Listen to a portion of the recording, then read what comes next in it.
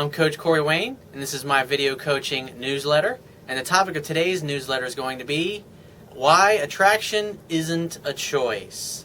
Well, here's the bottom line. The way I approach dating and relationships and attraction, my attitude is all women want me. I mean, obviously, most of the time that's a false premise, but that's the mindset that I come from. I always assume that she's going to feel the same way that I do until I hear differently.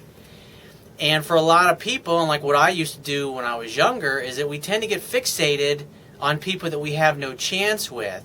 And since human beings will do more to avoid pain than we'll do to gain pleasure, what happens is for a lot of people, and the way I used to be, and I see it in my clients that I start working with, and I see it in a lot of the emails I get, is that people get fixated on one person. And instead of just saying, okay, well, they don't feel the same way and moving on to the next person, they stay fixated on what they can't have. Why? Because the possibility of admitting to yourself the reality that this person's not interested in you is less painful than the possibility of starting all over and looking for somebody completely different. That scares the crap out of most people. And so it's easier to stay fixated on what they can't have, and this keeps them from moving forward and anything changing in their life. And this becomes part of what we call their story.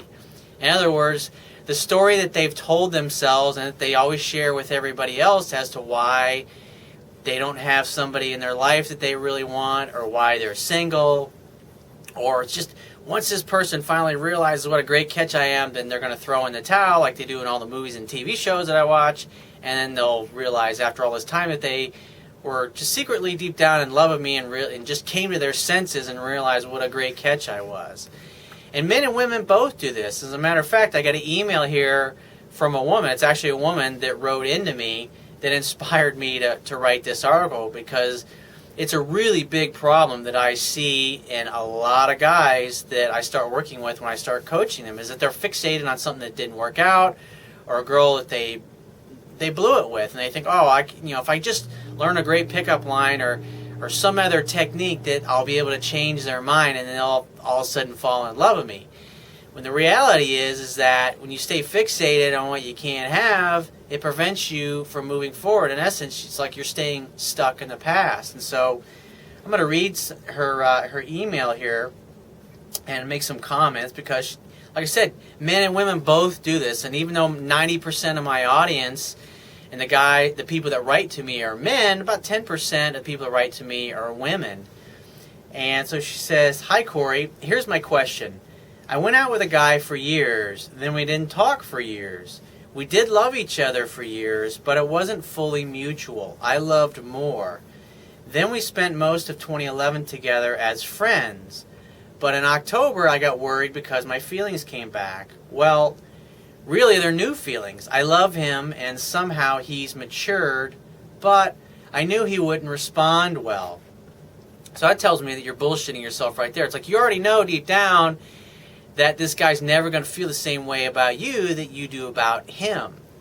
And so you bullshit yourself, because it's easier just to stay fixated on what's never going to happen with this guy than taking a risk and going out and trying to meet somebody new. And this is why most couples that are in unhappy, loveless relationships stay. Because the thought of going out and becoming single again and trying to find somebody new scares the shit out of them. So they stay in an unhappy relationship and then just continue to complain about what this person is or isn't, because the bottom line is people don't change. You either accept them the way they are and love them, or you gotta grow a set of balls and go and find what you want in life. And unfortunately, it's a lot of people do that. It's really sad. It's like I was watching a video actually yesterday, an interview with Steve Jobs from several years ago. And because I love listening to what he has to say about entrepreneurship and achieving your goals. And one of the things he said that I thought was really great is he said, when it comes to being an entrepreneur, it's really hard. And that's why you got to choose something that you're really fucking passionate about, because it's hard and it takes a long time to succeed at things. Obviously, it usually takes many years. And for most people, as they age and they get older, it's like they get set in their ways and they're not open to change, and they just kind of stay in that rut the rest of their life. And so what he used to tell a lot of people, obviously when he was still alive, was that when people would ask him about this, he'd say, you're better off going and getting a job, waiting tables, or doing whatever it happens to be until you find something that you have a passion for, as opposed to just going and trying to do something that you're really not that excited about. Because, I mean, let's face it, when it's hard and you don't have a passion for it, most people give up. That's why most people never succeed at their dreams. It's too hard. They don't have what it takes emotionally to deal with rejection and pain, which is, for me, I've been an entrepreneur my whole life. Even though I spent quite a few years when I was younger working for other people, I still have my dreams. I have my passion. And so she says, I told him how I felt, that I couldn't just be friends, so I guess we shouldn't hang out. I knew it wouldn't be mutual. And here's another thing, he's had drug, alcohol, gambling, porn issues for years. And that in and of itself is a red flag. It's like, you can't fix him. You can't make this guy love you. You can't make him be what it is that you want. And like I said before, people do more to avoid pain than they do to gain pleasure. And I know it's easier to stay fixated on what this will never be with this guy than to go and take some risk and start dating other people. But that's exactly what you have to do. She says, yes, it sounds crazy, but he has 1,000 good qualities. Well, you can't fall in love with someone's potential. And a lot of women do that. They think, I'll save her. Even men do this a lot too. I'll save this person. I'll change them. I'll fix them, and then they'll be perfect. Instead of going out and taking some time and taking some risk. I mean, these are the types of things and feelings and emotions that caused me to go and get married to my first wife. I loved her, but I wasn't in love with her. I mean, there's a huge distinction. So she says, I'm just listening to the crap because it's the thing that he says keeps him from intimacy. He even admitted this. He escapes with all this crap via his addictions, he says, but now he has quit all of this via 12-step groups for about a year. However, gambling and porn, he's only quit for about 3 months. He says he's too raw to give anything in a relationship. He's texted and emailed me and says he misses hanging out. He says, are you sure you want to stick to your ideas about hanging out? And I said, yes, it's too hard to swallow my feelings and just be friends. He sort of understands, but is bummed. So a week later, he met someone. I just found this out last week, and that was apparently 3 months since she had this conversation with him. And I guess after 3 months, she called to say, I wish I hadn't cut off our friendship.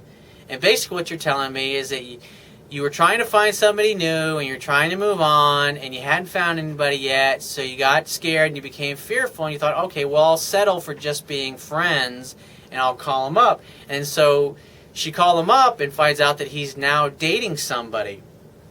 So he tells me about this other girl, and it's a stab in my heart. So, wow, he's so raw and has nothing to give, but is unwilling to try with another. This is a stab in my heart. And so what you're ignoring here is the fact that this guy has low romantic interest in you. It's like you want things to be other than they are with him, and so therefore you suffer, and that's why you're unable to move forward.